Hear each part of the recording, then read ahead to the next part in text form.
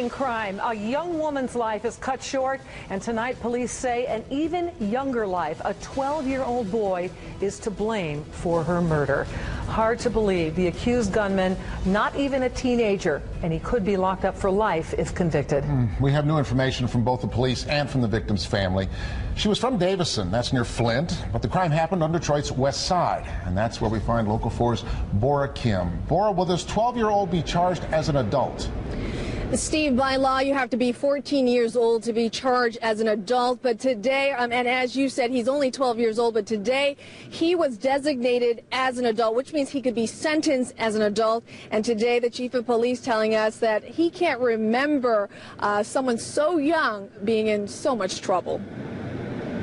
Clearly, we think the motive was robbery.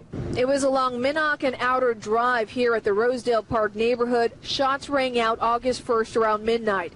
Arrested for the crime, DeMarco Harris of Detroit, who was just 1 month shy of turning 13 years old. We were able to identify him through forensic evidence that I can't talk any more about right now. The gun is still missing and an accomplice is in custody. Police, however, say it was Harris who fired the shot that killed 24-year-old Trisha Babcock of Davison. She was sitting in the car with a male friend when shot in the chest. Her father tells us Babcock worked at a pharmacy and was studying to be a nurse. She had her whole life ahead of her, and she never had a chance to meet her soulmate. She never had a chance.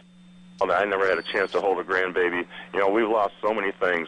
Harris faces murder, armed robbery, to even breaking his curfew. The Wayne County Prosecutor's Office has designated Harris as an adult.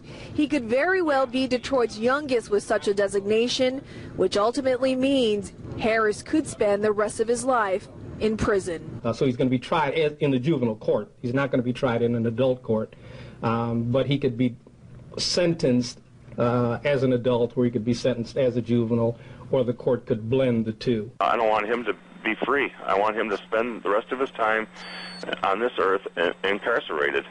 And he's lucky, I feel, that they don't have the death penalty. And we're also finding out that Harris is no stranger to the juvenile courts. Last August, there was a petition of incorrigibility filed against him. We're finding out that although it was his father who turned Harris into police on Friday, he likely lives with his grandmother. In any case, Harris has really never been charged with a criminal offense. Of course, that's up until now. That is the latest here on Detroit's West Side. Bora Kim, Local 4.